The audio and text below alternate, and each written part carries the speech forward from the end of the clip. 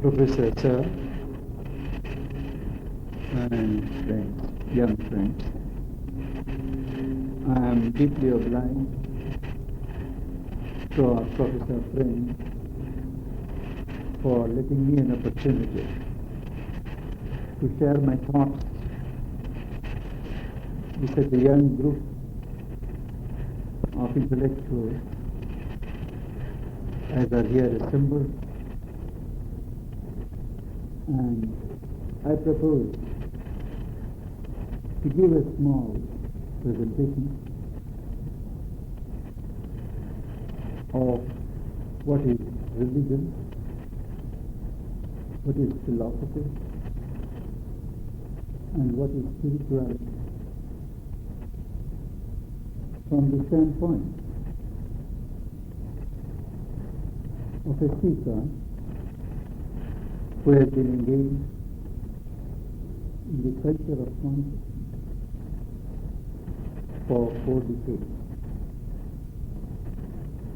I'm not an academician who could speak to you in academic terms, but one who is interested in these pursuits of the human mind and spirit in a general way, and particularly in that area where these pursuits affect the growth of consciousness. When I speak of religion, I do not have in mind the institutionalized religion that pass under that name today. Religion is something that is there to re-link man to God. He has lost contact with the reality, with God, with the divine, and religion is a means to re-establish a contact, a link, and a communion. Religion did not start as a kind of codification by certain theological authorities, nor do I subscribe to the theory of many scholars that religion has its roots in fear, man's fear. No.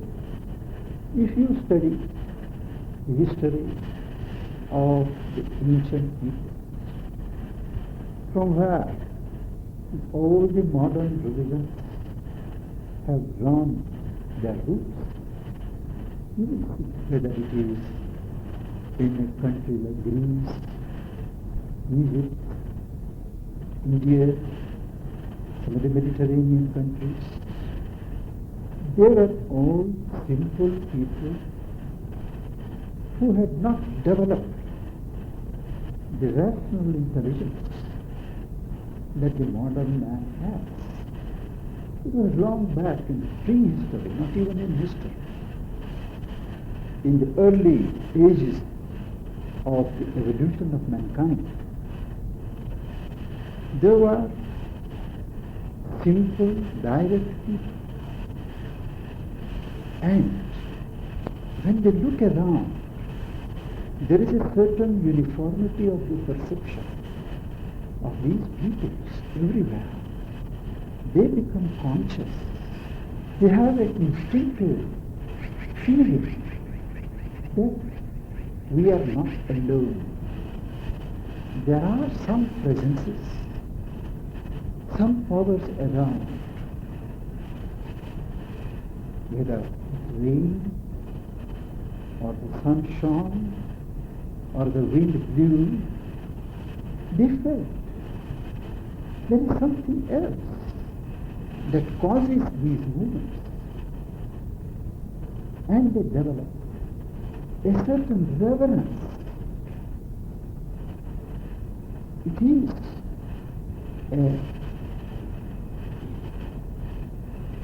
a kind of respectful awe to something which governed all operations in nature, but they were not physically sensible.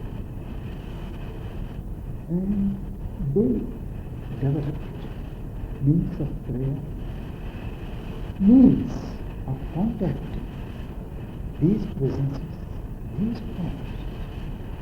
Some people hit upon the truth that there is one great form, one great being, of which all these several are parts, emanations, creations. Some people took a long way to start with this kind of plurality of powers and beings and come to that unifying point which they call the One. And these powers, these presences, they call the gods, the goddesses, the deities.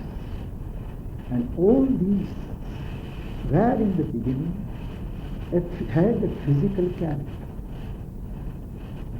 We may loosely call them nature powers. A power that was not winged, but which presided over the activity of wind. A power that presided over and caused rain. That is, they always gave a higher position to these gods and goddesses than the actual nature activities. But still, their function was purely physical. Gradually, their thinking underwent a certain change, and certain psychological characteristics were added to the physical characters. In India particularly, for instance, there is the fire. Now fire is the heat principle which was most essential for man. And they worshipped fire, among other gods, as divine. They worshipped the sun, due to whose rays so many life was activized, so many plants drew sustenance. They worshipped the sun god. But they also became aware, as their evolution proceeded, that there is a fire in the heart of man also. There is a burning will, a burning aspiration in man to go beyond his existent limits, to cross over beyond his limitations and touch that reality, that God or gods whom he instinctively believed in. So they spoke of lighting the fire. But this theme of lighting the fire, increasing the fire, had a certain psychological meaning to those who were developed, who had been initiated into what we may call today the mysteries. But to the layman, fire worship, sun worship, had a purely physical function. They would stand, light the fire on an altar, intone certain hymns, perform certain rituals, and be satisfied that they have done the fire worship. Similarly with the sun. But those who are initiated, those who are developed, they always knew and worked out a scheme by which the outer ritual was always a symbol for an inner communion. This character of what we may call the mysteries of religion, you will find in the early history of all the ancient great peoples, they were not revealed to the laity. If you read, for instance, a recent book called Initiation by Elizabeth Haig, a remarkable book by a Hungarian mystic, you will find she narrates the type of mysteries, how they were performed among the initiates, and what they meant to the common people in Egypt, old Egypt of the pharaohs. A comparative study of the mysteries of Greece, Egypt, India would, I am sure, lend a lot of helpful material for formulation of our own conceptions of the beginnings of religion. Now these rituals, why rituals? Because the man is first a physical man. Most people function on the level of the physical mind. They live, their bodies are physical bodies. They live on physical food. The knowledge they draw from the physical evidence of the senses. And the physical man, first man, wants a certain physical interchange, a physical ceremony through which he can be satisfied that he is making himself linked with the gods or God. Gradually, in the course of historical development, the inner part of these rituals and ceremonies receded. They were confined to more and more special kind of people who cared for them.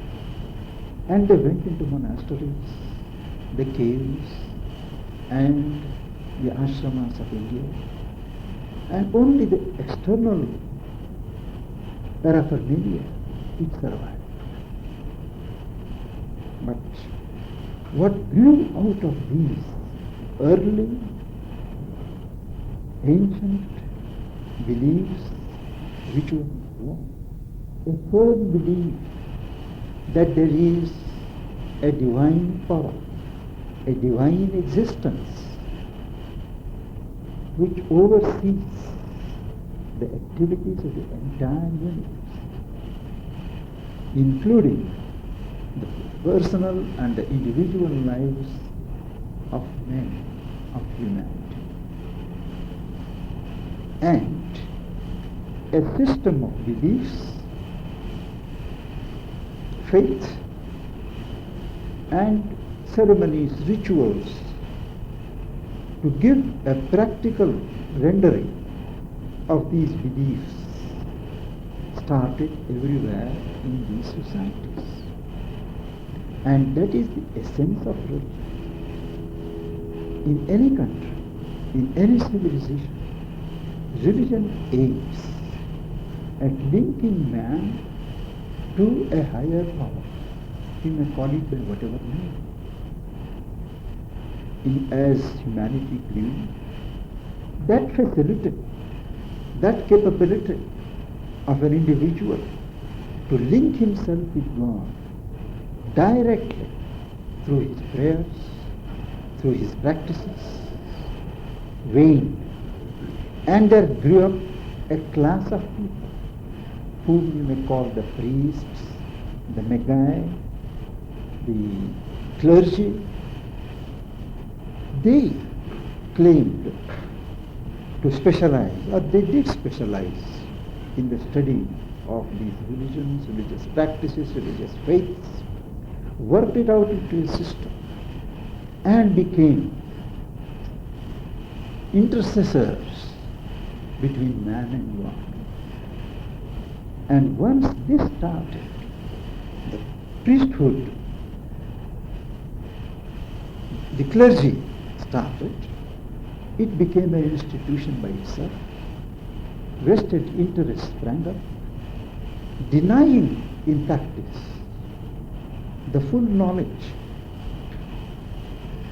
the know-how of contacting the divine to the individual man. Man had to depend upon his priests and the clergy for getting communion with God in whom he had believed. This led to what I would call an institutionalizing of religions. Religion became an institution. The original purpose was lost sight of.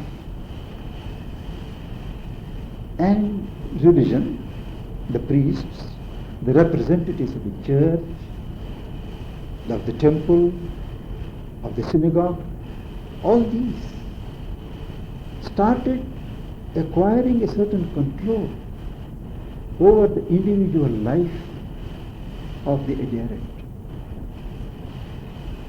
Man, in the average, is lazy, inert. He is not given to independent thinking, independent feeling, but he is content to draw guidance, for what it is worth, from another who claims to have access to higher wisdom, to higher knowledge. And that is how man lost his conscience. I am speaking in a general way. Men lost their own independent status vis-a-vis God to those, that class of people who ran their religion. And religion, originally which was intended, and it did function as a means of union with something higher than yourself, reflected in a certain happy relation with one's fellow man. Love, devotion, self-giving, these were the ingredients of early religion. And naturally, among those who practiced and cultivated them, it communicated itself to those around. So love was a uniting force, a force of unity. But with institutionalizations, religion became a divisive force. It started keeping their own people, each religion, there were a number of religions naturally, started keeping its own fold separate from others, promoted a feeling of speciality, elitism, God's own chosen people in its own fold and flock. Each religion, you will be surprised, however primitive, when it is institutionalized, builds and promotes this sense of something special, something monopolistic among its followers. Whether they express it or not, you always have a feeling that they have something which the others do not have. This led to division, segmentation in human society. And when religious authorities aligned themselves with secular authorities, wars started, the crusades, wars of conversion, campaigns of proselytization, all these. And religion acquired a form, a character which is far from edifying. Even the best people practicing these institutionalized religions began to stay content with somebody else performing rituals, giving them teaching lessons, leading them in prayers, and they thought that duty was done. They forgot the purpose of religion. By going to temples and churches on certain days, by intoning certain formulas, they felt their work was done. And man drifted away with a certain false sense of security, with a certain self-complacency from his own reality, that is God. This is institutionalized religion as it obtains today in a general perspective. But each religion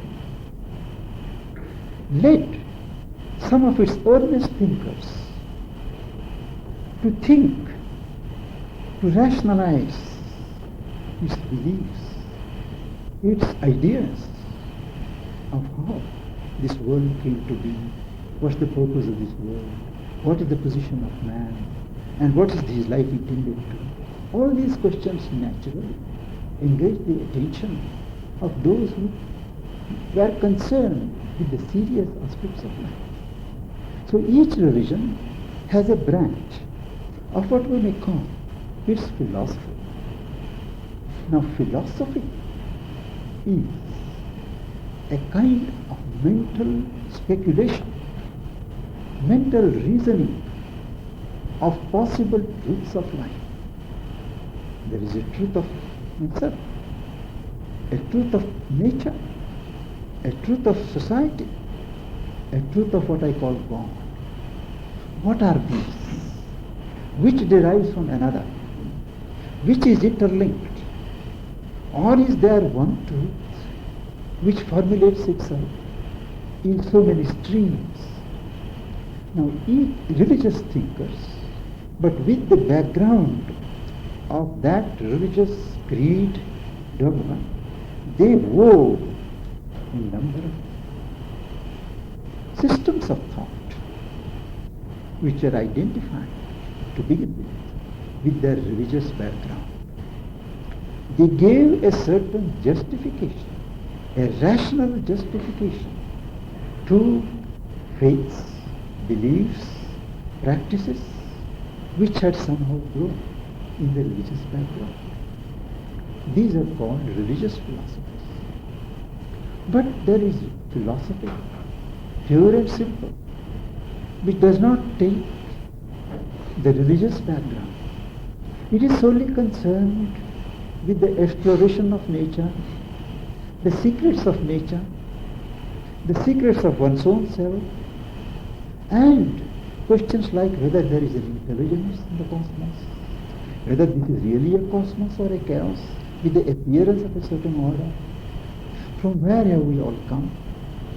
Is it really a fact that God once created in 6 days and took his rest on the 7th day and all was a finished product? Or is there anything like a developing consciousness? What gave rise to the theory of consciousness in evolution? Or is it simply left to nature, which builds different bodies, different forms, to house developing states of consciousness? Or is it that the form, the body comes first, and the body creates the consciousness? Or is it that the consciousness comes first, and the body is the body to house the consciousness is built by the force of that consciousness? Now all these questions come up as man begins to think. And we have philosophies, pure and simple. They are not related to prove anything, to justify any pre-existent belief. They may have a background.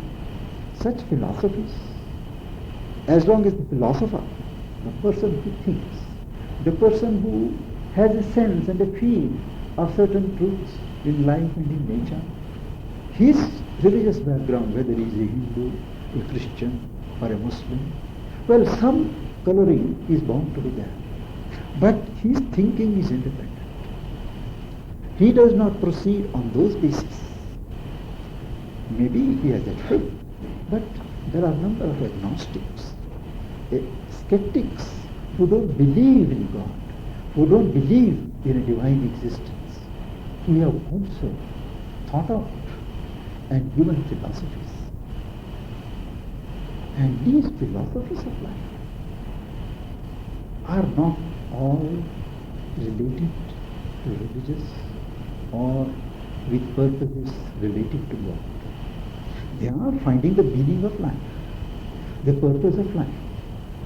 So we have first what I may call the purely physical materialist philosophies, which take matter as the self-existent reality. How that matter came to be is another question. But you proceed on the basis that matter is a fundamental and the sole reality. And everything develops out of it. As a fine phrase has it, consciousness itself is, they say, an epiphenomenon of matter.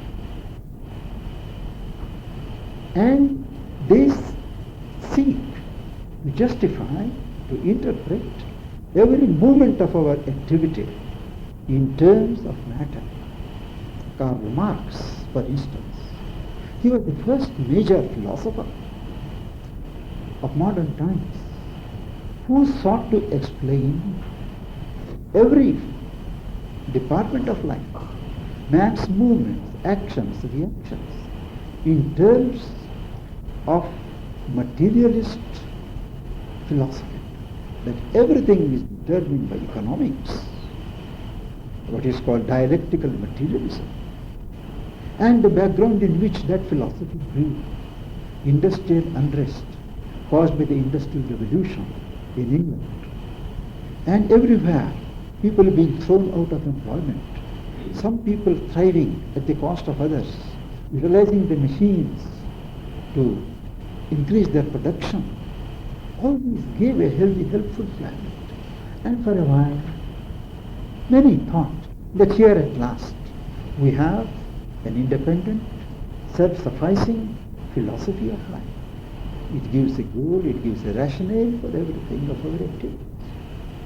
But very soon, life, it doesn't consist only of matter, only of material things. There is a life energy pulsating in matter and makes matter alive.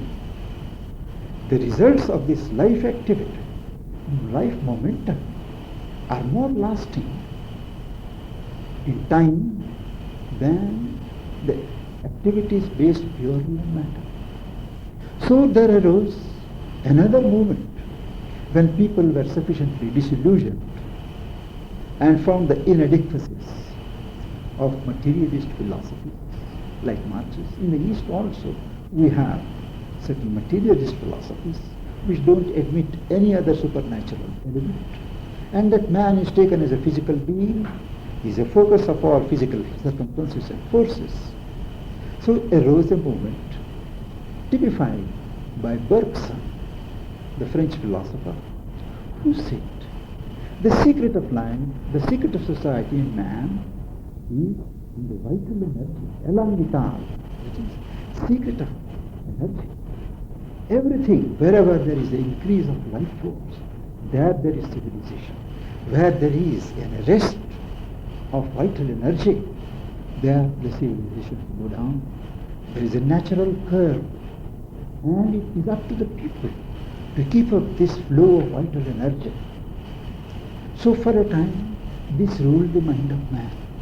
And they said, yes, vitalism, not materialism, but vitalism.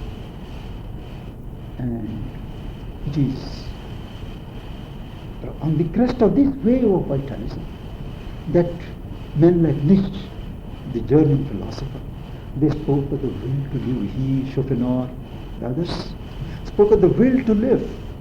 The Superman they always conceived as a glorified beast who has tremendous power, with which he can dominate and put his stamp on humanity. Do away with religion, do away with God. Man is the center, a vital man, a man who can receive, draw and throw out immense energy of willpower. They spoke of that. But that too, because of its one-sided emphasis, had a certain reaction. And then men began to feel that the secret of life is not there either. Man is a mental being. The one thing that distinguishes man from other creatures on earth is his reasoning faculty, discrimination, his mind. And they sought to probe the secrets of society, of individual and collective development in the mind. And there arose a number of philosophers, whom we call idealist philosophers, or those who have mental philosophies, who believe that the truth is in the mind. The mind is the leader, the mind is the goal, and we have to be guided by the mind. The mind has the truth. This led indeed to certain exaggerated emphasis on the development of mind alone, to the exclusion of recognition of the role of vitality, of the fundamental basic value of matter. But then events that have followed led number of historians, thinkers, seers to study the problem. Why, despite this huge mental civilization that man has built up, and the various arenas of thought that have been opened to man, compressing the whole universe within the mental perspective, why is it that we are continuing to have so much of unrest, so much of unhappiness? What is it that the mind can't tackle? Historians like Arnold Toynbee, as you are aware, they studied 21 civilizations and then came to their own conclusion that the mind is not the answer. Development of the mind is not the answer for human problems, or it is not the sole determinant of the course of history. And then there started a search for where are the roots of life? Where are the roots of civilization? And there, Sri Aurobindo, in his study of human cycle, where he traces the development of humanity from cycle to cycle, he traces that we are now in what I call the subjective age. Man has lost faith in the finality of mind and mental knowledge. And he is seeking to find behind the mind, beyond the mind. He is fumbling. And that is, we feel, it is a kind of disorder.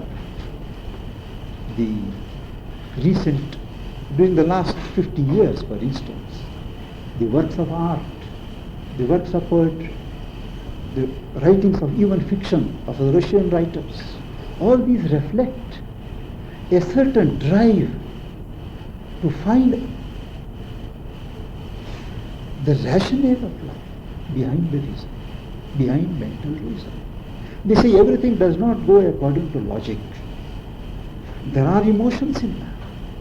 There are subconscious and unconscious regions in man which have their own pull. Then there are psychoanalysts and other scientists of consciousness who are saying that the waking part of our mind, the consciousness, is hardly 1/10 of our totality. Man is governed largely by the surge from his unconscious, from his subconscious levels. The term unconscious itself has a number of connotations in different philosophies. That's another matter. They are fumbling. And having realized that even there one can't find the true basis, there is, you see today, a resurgence of interest all over the world into what are called the movements of God. They don't go through the church. They don't go through temples or so religious hierarchies. They don't bother about these classical philosophies. They want each individual, they see that each individual must develop his consciousness and deepen his consciousness broaden it, heighten it, whichever way is easier for each one, so that one comes into contact with the original source of his consciousness. Now spirituality, which is taking so many forms naturally, at this outburst of spiritual interest, spiritual aspiration, all these mushroom growths, small groups and sects are inevitable. It takes time for the impulse, for that spiritual aspiration of humanity to find the right road and the right expression. Till then, everyone who is touched by a drop of that consciousness or that aspiration feels he has the truth and is in a hurry to come to the stage and proclaim his panacea. You have seen from my presentation of what I mean by religion, what I mean by philosophy. In the East, for instance, and in the earlier history of the Mediterranean peoples, philosophy was never an intellectual pursuit. Philosophy in the East is not what it is in the West.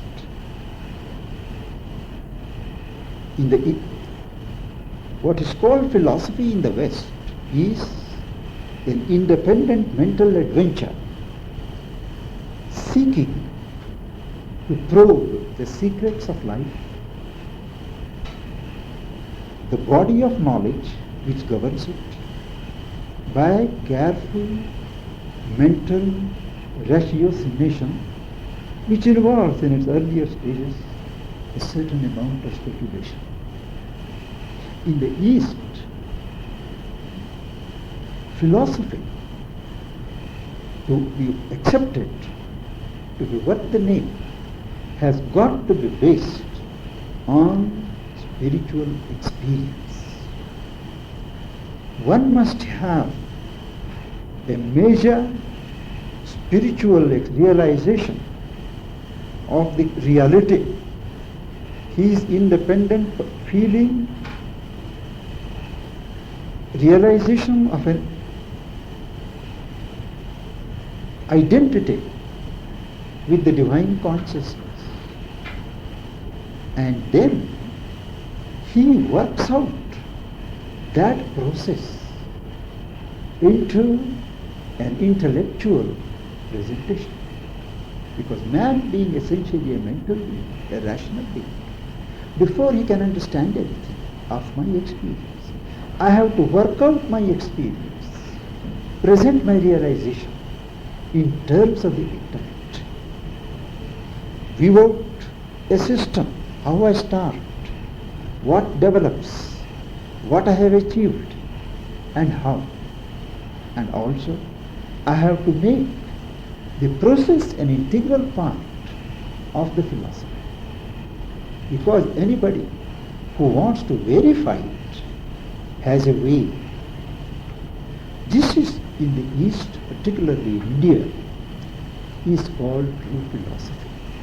Philosophy without a spiritual foundation, spiritual background, is dismissed as dry speculation.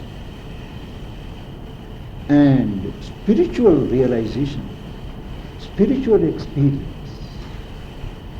without a philosophy to present it, a philosophy to integrate it with the existing knowledge of man, is considered incomplete.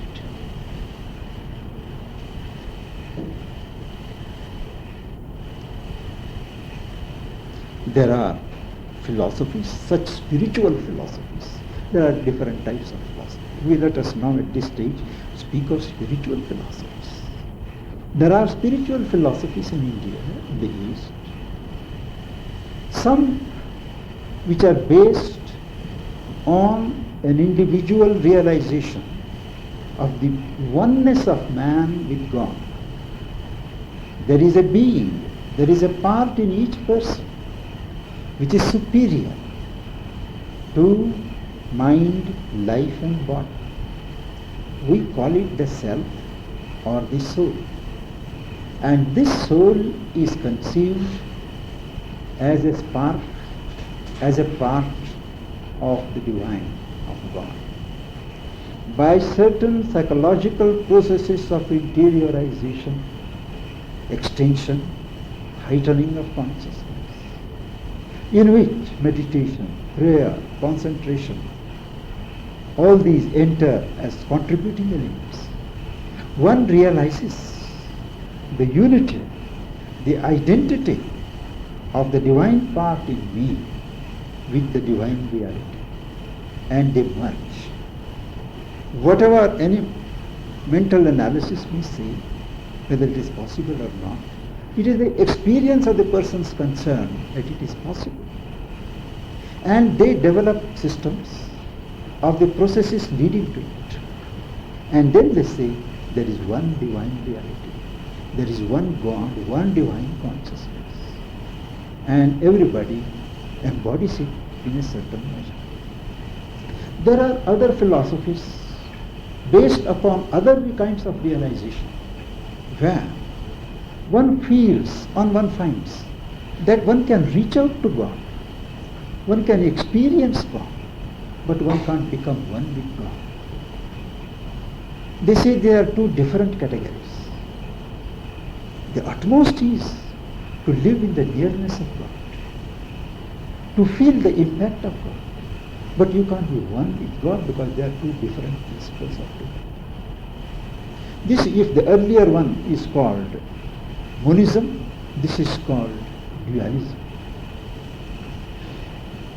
There is a third school, also based on realization, that at certain levels of consciousness one can be one.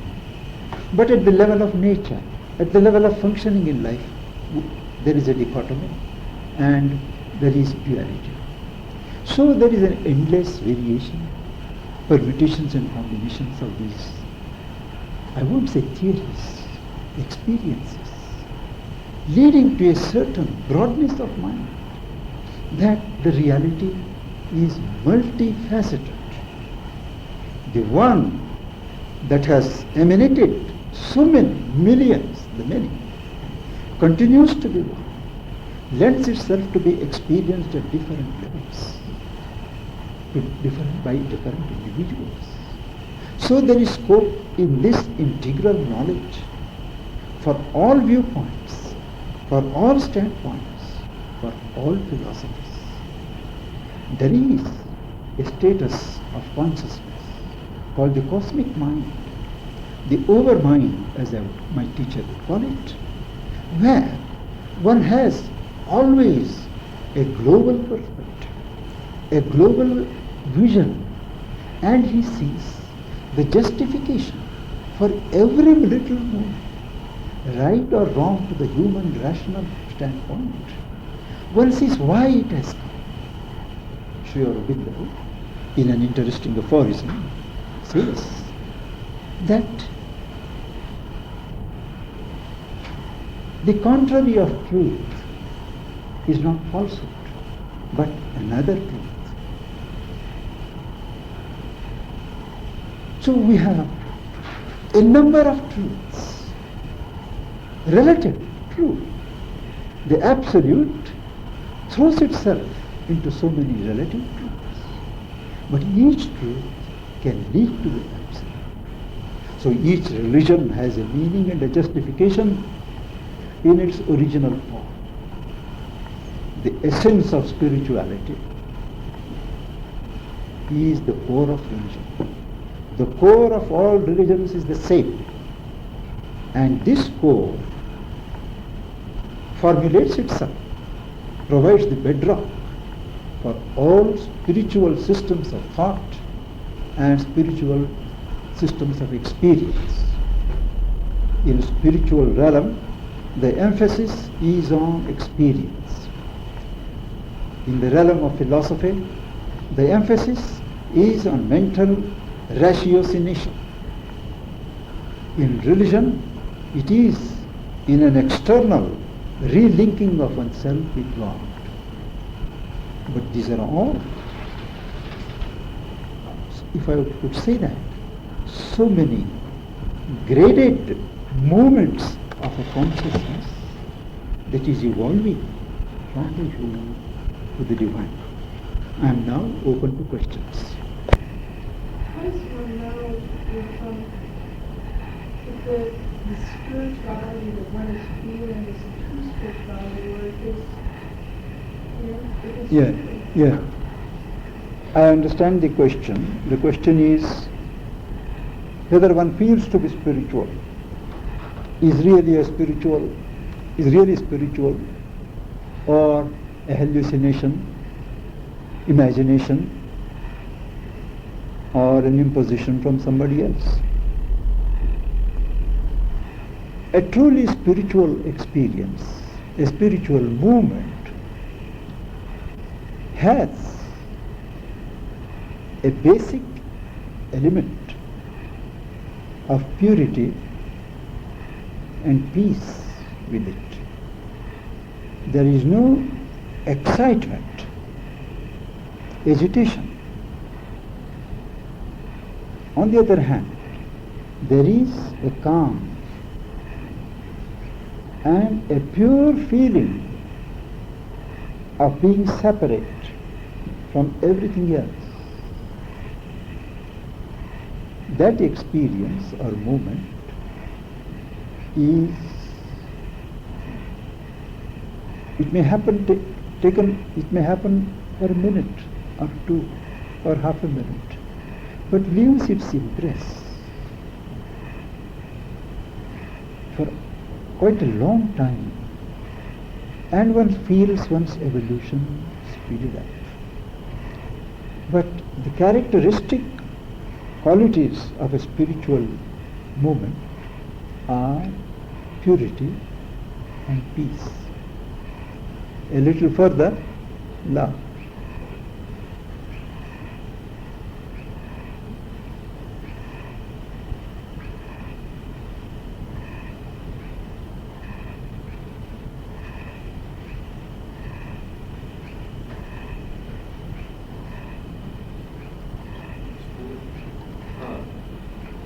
You spoke of this tension between the intellectualism philosophy and the experiential seeking of religion.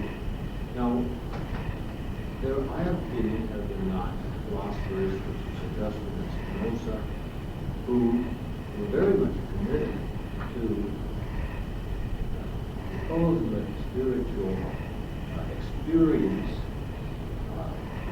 as firsthand, but they believe one sought it by a kind of intellectualism. On the other hand, you have Shankara and Arjuna who take it that the ultimate spirituality is to be attained by basically undercutting all intellectualism. Here you have two quite opposite relations between philosophy and spirituality. The kind of philosophy that is structured by Spinoza and others like him leads to a development of the mind towards the spirit. But it is essentially a mental approach. But it is necessary for certain people, individuals, whose way of approach is through the mind, whose intellects are developed.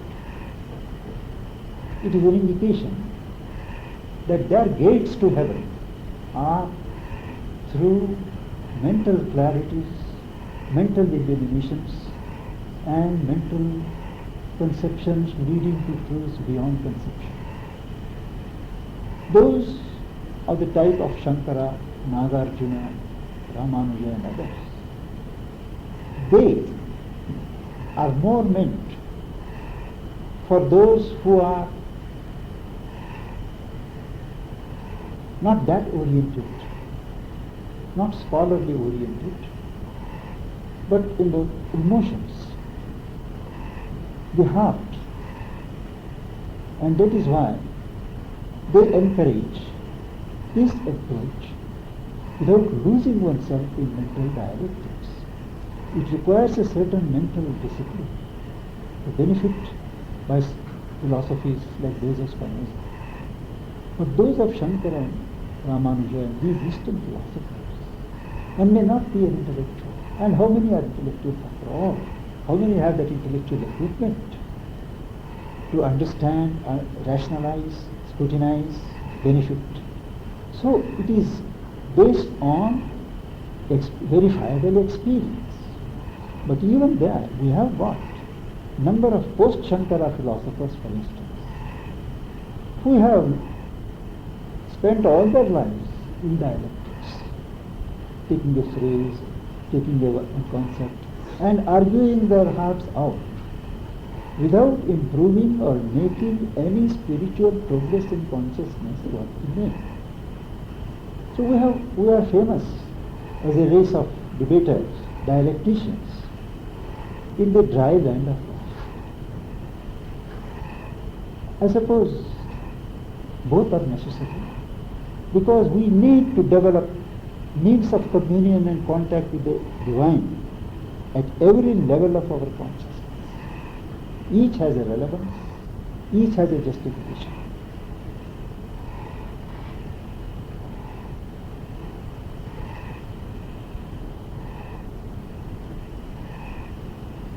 Yes? Do you think that the Western philosophers are more instructors or professors? Let me clarify professor. I mean, instead of writing to people, they write to themselves in the college. Like it's one with an intellectual egoism superiority. I do think that the best type of Western philosophers write for themselves. They have no intention to arrogate to themselves the position of leading others, guiding others. No. They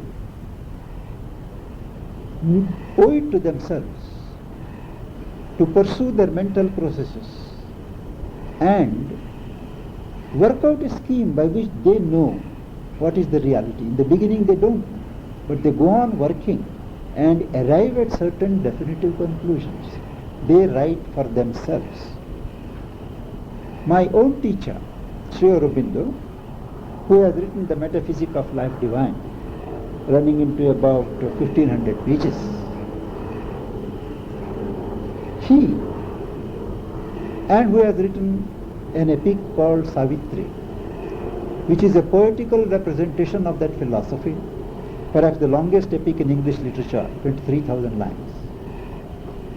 He said these two works are different categories. The Life Divine I had to write because somebody asked him, if words are not adequate to express spiritual experience wholly, why did you have to write these 3 volumes of that? He said, I had a certain fundamental spiritual realization and I had to justify it to the modern mind. And the modern mind is a rational mind. So the metaphysic. But about the epic that he wrote, he said, I wrote it for myself. I didn't write it to present any philosophy. My own life experience, my own spiritual experience, my own way, understanding of history, philosophy and other fields of human knowledge, as to make themselves true to me, concrete to me, I had to write it. So people like Russell and others, they did not write to lead, to instruct, but for themselves, for the completeness of their own mental life. Am I right, sir? I would like to be corrected. I think what you said also poses a question. You spoke of the institutionalization of religion. There has also occurred an institutionalization of philosophy, particularly in a Western university. And one of the great difficulties of being a philosopher is that one is expected to be part of a profession of philosophizing and being a professor, and hence, you not only write for your colleagues, but for the publishers, you write to the deans, you write to impress students, you write for all the wrong reasons. And the nature of an institution is to corrupt the very thing that is institutionalized. And this is very much true of education.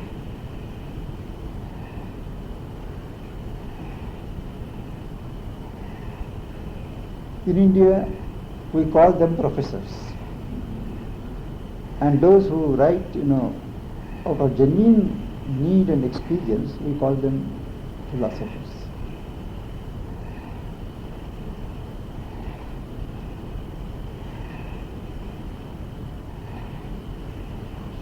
Yes, please. Do you think that it's possible to truly communicate a spiritual experience? And do you think that the rationalization distorts that, or do you think it's possible to refine? Very good question. Very good question. Spiritual experience is the one experience which can be communicated without words, without verbal instrumentation. If you sit with a spiritual man who has realized peace, in 5 minutes that peace will be communicated to you. If he has bliss, that gets communicated. If he is a man who has realized God, an aspiration to realize God like him forms him. So spiritual communication is usually non-verbal. There is an interesting legend in one of our scriptures, a king who was suddenly seized with the desire to know the reality. So he sent for the most qualified sage. A sage is different from a philosopher, to his court. And he called him and he said, "Sir, I want to know the reality." The man kept quiet. The king got irritated. So he repeated the question louder. "I want to know the reality." Still that sage kept quiet. Third time he burst out. "I am asking you to tell me what is the reality, and you are not." He said, "King, I am telling you, you are not listening." You see, spiritual communication is through silence. But chosen words, the right words, words which are not taken too literally, a plastic language can be very helpful in transmitting or rendering an experience. That's the meaning of all spiritual literature. A spiritual literature is valuable not because what is written and how many pages or the argument, but the spirit, the consciousness, the wisdom behind it. The same language, the same words may be used by another, it won't have that effect. And words can distort, can deform as they normally do. That is why the highest spiritual experience is never verbally communicated. In the Upanishads, which are our standard texts in these matters, they say, mind and speech fail when they try to reach that reality. They fall back without achieving their objective. But as we are stationed in our stage of mental development, a mental formulation, a mental communication is instrumental. It is not everything, but it is helpful, provided we have a certain plasticity of understanding and don't take things absolutely literally. You have to go beyond the scripture. That's the call. Beyond the knowledge formulated in words, something is still held back, which can't be done. Love. Love is something to be experienced. I may write volumes about love. It may not mean anything.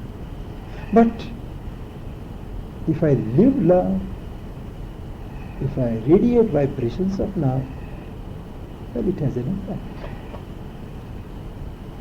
So, human language, however inadequate it is, can be pressed into service to communicate spiritual experience or spiritual wisdom.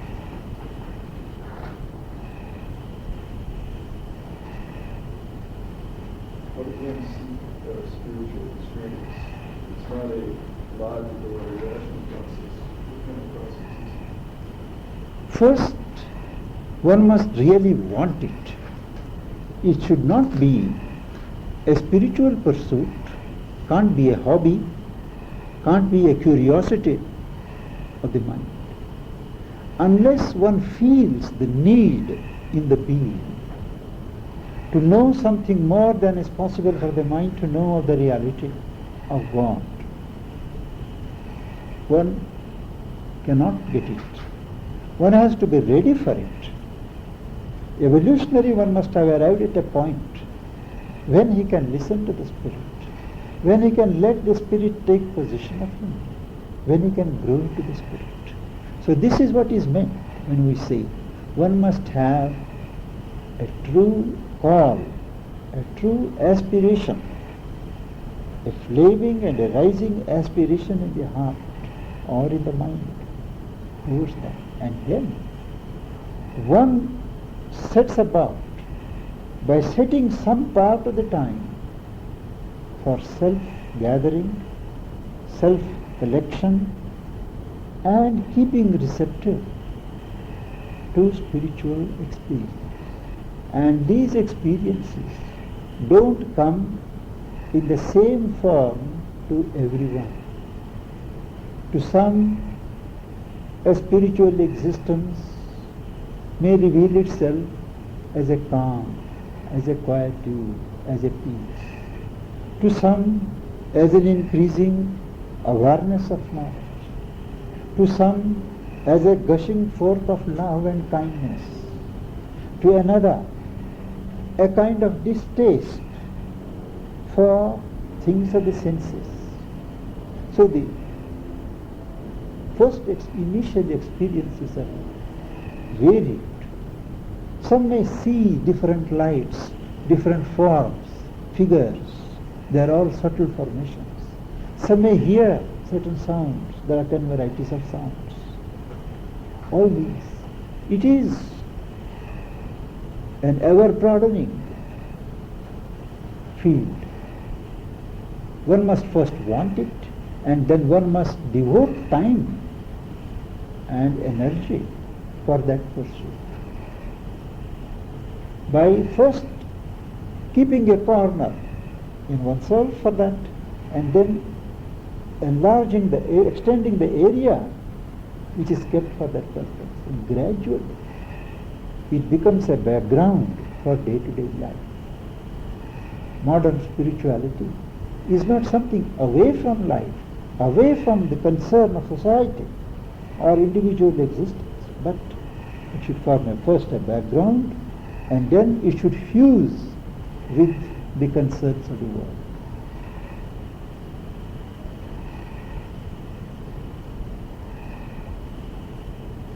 Would you consider something like therapeutic self-hypnosis a form of spiritual experience? Something where you're searching for a way to improve yourself, and while you are hypnotized, you experience the calm, and just something happens to come to you with changes in behavior for that. They can be windows opening into the spiritual realm. They can be. But many of these things tend to be self-sufficient and keep the people satisfied there. All these are very helpful processes to awaken into a new dimension of consciousness, biofeedback, therapies, even TM. I say even TM advisedly, because by itself it is not spiritual. But it gives a certain relaxation and opens the window to something deeper. Thereafter you have to work it out. Most people stop there. So they can be helpful.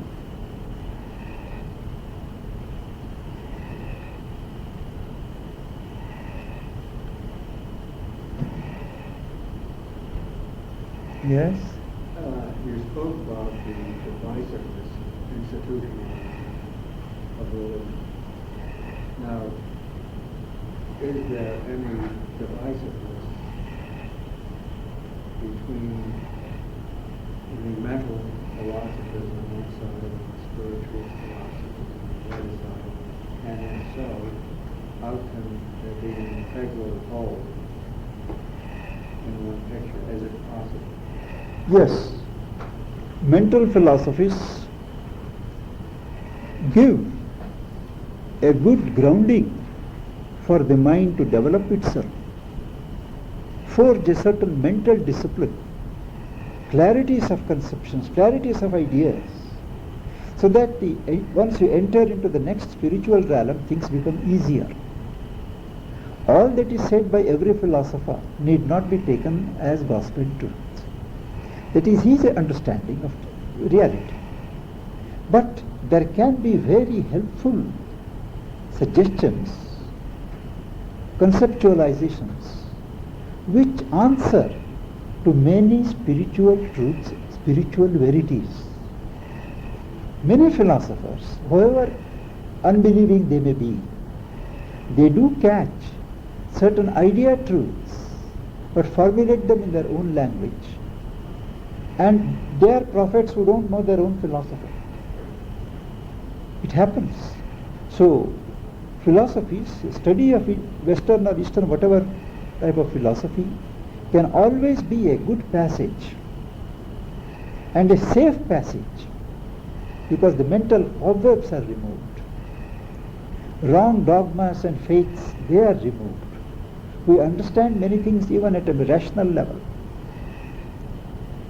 So philosophy, even mental philosophy, has a role to play, but it can't be self-sufficient guide. It conduces to something more, rightly utilized.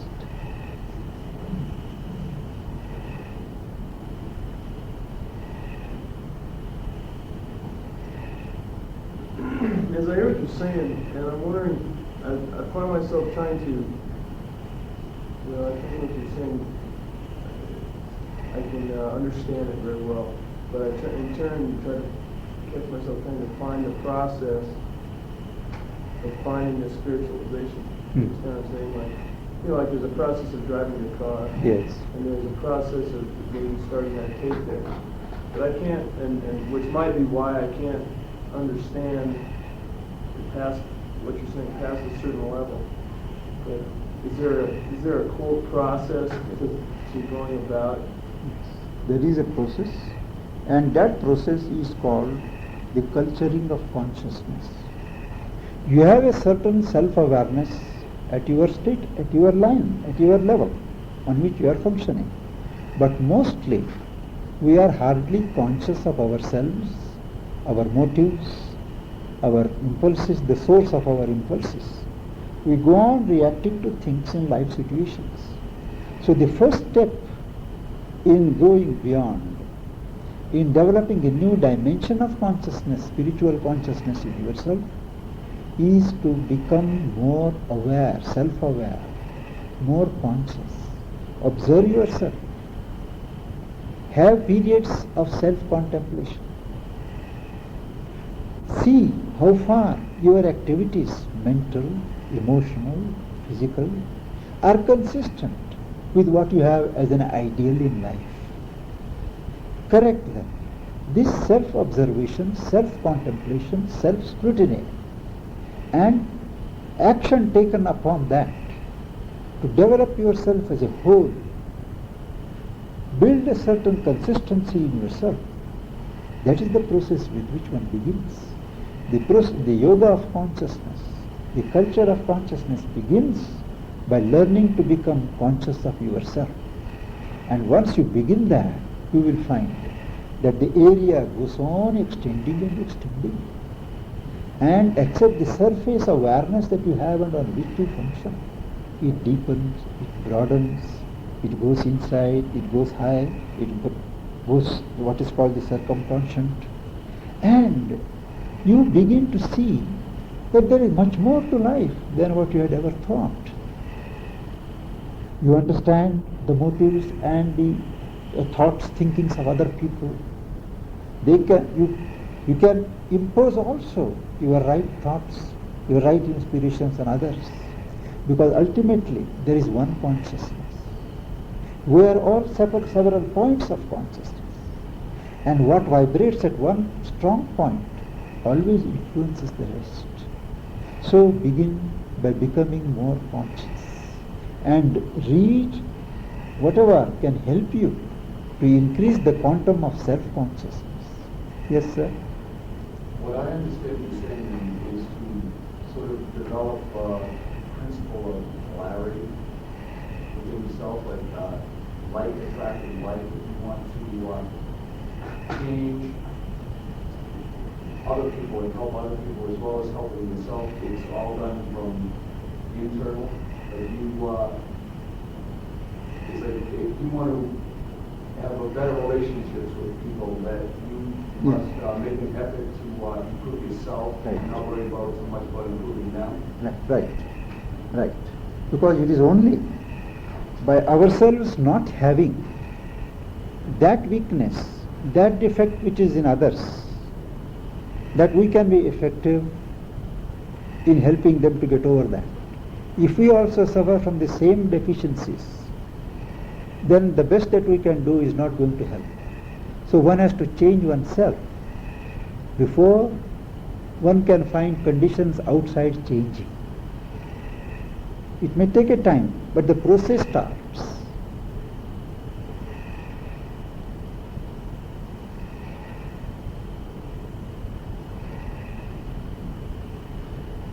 Yes, please. Well, now you're talking about this awareness, and now I'm finding myself questioning this awareness as in like when you're walking down, let's say, a path.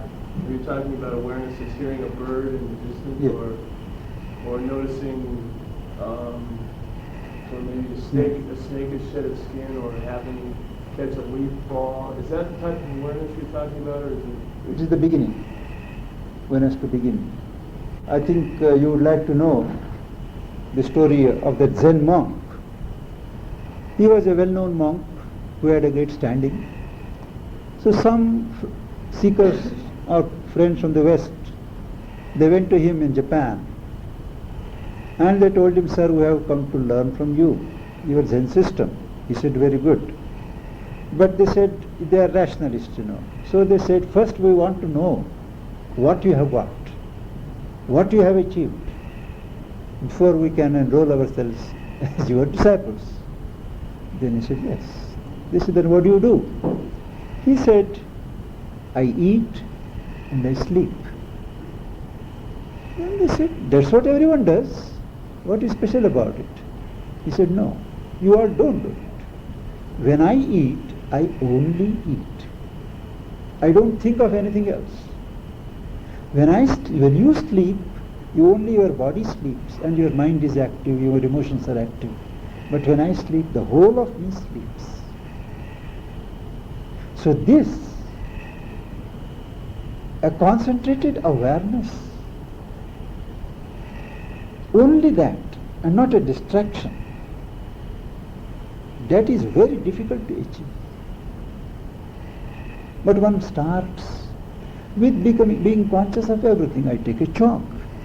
I don't do it in a haphazard way.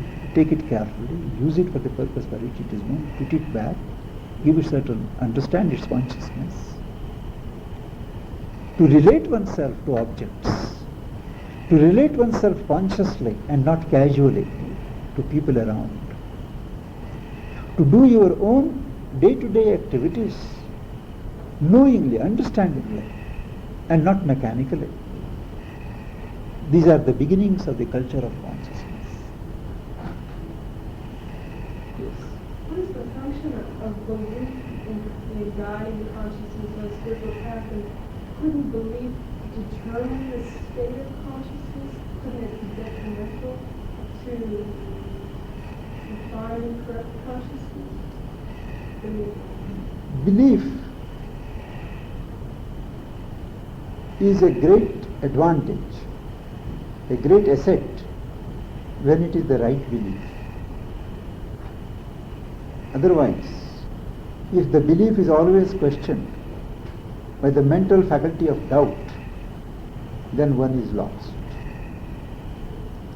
But it should be a belief in something positive. Then, however limited that belief is, it can be a stepping stone to the right knowledge and experience. Belief develops into faith. Belief is a mental acceptance of a truth. Faith is a total acceptance in the being of a truth. And a faith is never a reasoned faith. A reasoned thing will become a conclusion and not a faith. Faith is a perception, an instinctive feeling in oneself that this is so. We don't reason it out, but one knows it. That is because something in us knows that it is so, though the mind has not yet arrived at that knowledge. The mind reflects that certainty, that conviction from inside. That is faith. So belief is a stepping stone for faith. We have, I think, a class from here soon. Thank you very much, Pandit.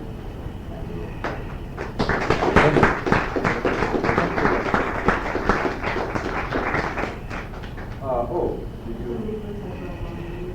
Well, if anyone would like to know something more about this has to do with the ashram and Aurobindo and so forth, there is some information. Thank you very much.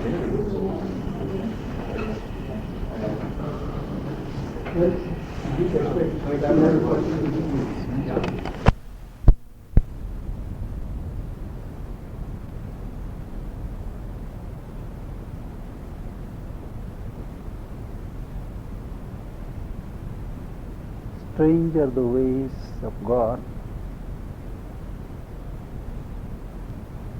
in bringing together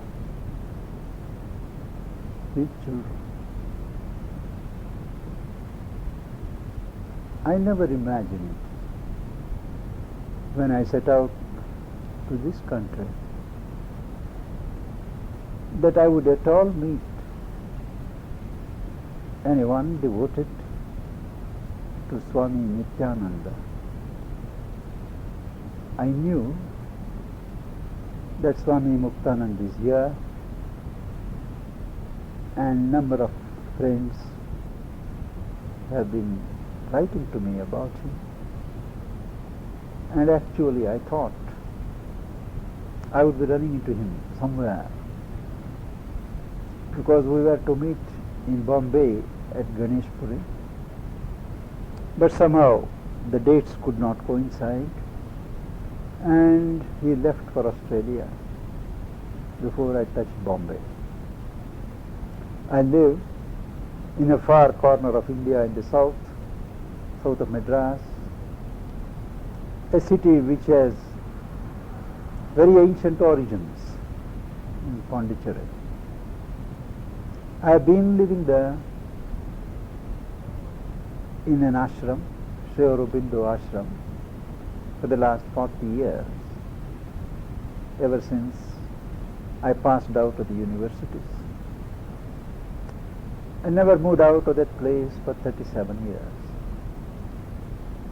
It's only during the last 3 years that on an inner urge to share and to learn more, that I have been moved to travel. Travel is not the word. To undertake pilgrimages.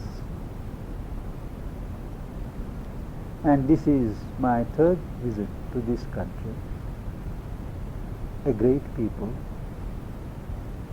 very childlike, ready to believe, ready to open, and it does me a good deal of felicity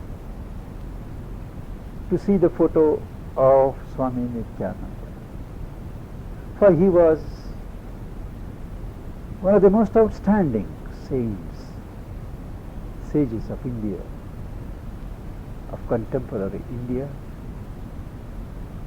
If ever a name has been more than a designation, fitting a person appropriately, and that is what a name is intended to be. A name is not a label. It should indicate the quality of the power, the consciousness that dwells in that person. And the name Nityananda is 100% true of the sage, because Nityananda means one who has eternally the uncaused bliss. That bliss does not depend upon outer excitations, but it is a self-existent bliss that is characteristic of Brahman, the divine, the Satchidananda. It was throbbing in him all the 24 hours. Even in India, which has known so many saints and sages, Nityananda has been a legend. Everyone loves him. Nobody knows from where he came, where he was born. One can only conjecture. Because in India we have a tradition never to ask or inquire about the origins of rivers or of saints and sages. What does it matter from where they have come, what they are, the way they fertilize the earth, the human souls, that matters. And he spent the early part of his life, some always extraordinary, always unusual, always out of the ordinary, an uncommon saint, young, lean, agile. He spent his time in an area where the family of this girl come from, and their family was intimately associated with him. But he would never stay in a house. He had no fixed lodgings, always forests. And because his capacities, his powers, his benevolence spread like fragrance from a flower, all people with troubles, depressions, distress, sicknesses, spirit possessions, all would come to him. And he would run away. He would go to the top of trees, huge trees, and sit there meditating. And when people went there, he would always have a store of stones, and he would hit them with the stones. And the charm of it is, everyone who was hit by a stone was pure.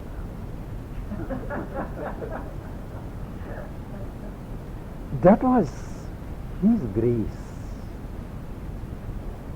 The grace touched the recipients in 100 ways.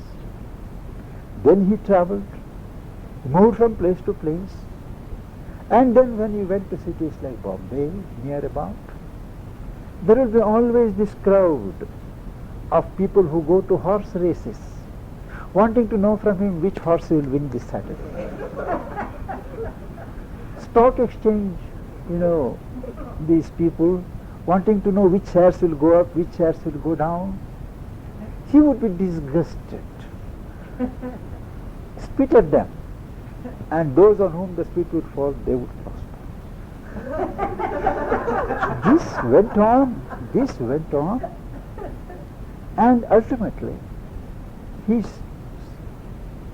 stayed under circumstances which I do not quite know, near Bombay, where there are the hot springs always, and work for the villagers, poor indigent villagers, who don't have a roof over their heads, who can't have even one meal a day. There are thousands like that in India even now, helping them.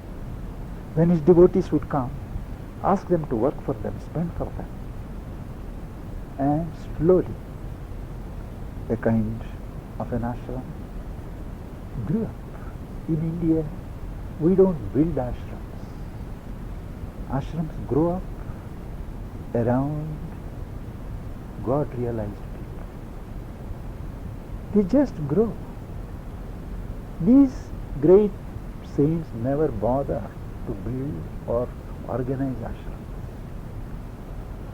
And it was somewhere about 10 or 15 years ago, 10 years or 12 years ago, that some devotees of his came to all this way to meet me in the ashram where I live, and they brought an old, almost tattered copy of a book in which his conversations with an illiterate lady were recorded, purporting to be the substance of his talks in one of the Indian vernacular languages.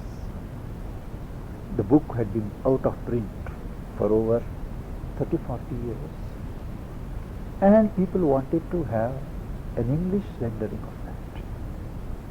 They came to me desiring that I should translate.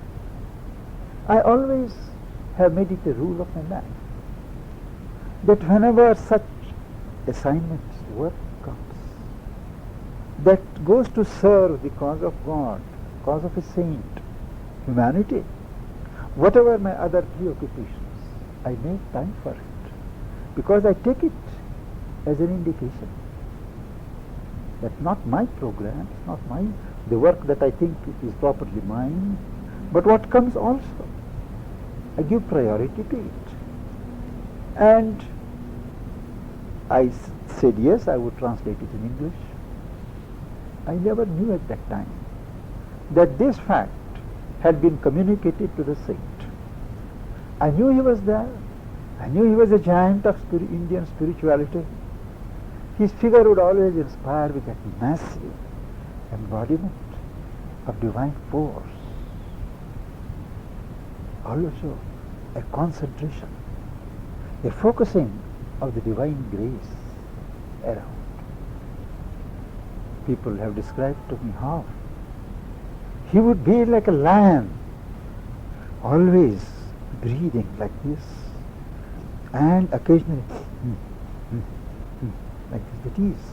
There was so much of energy, so much of divine force coursing even through his massive body, that the body would always pulsate. He would not sit, but he would walk and walk and walk, continuously rounds. One would feel how fast does he walk and how can he keep up that pace. But he would walk. People would say something. He would appear as if he is not hearing, he is somewhere. But he would understand. And after 10 minutes he would give one monosyllabic reply. Even to have sight of him, what is called darshan in India, darshan is more than a physical sight. It is a certain communion. of soul with the great persons.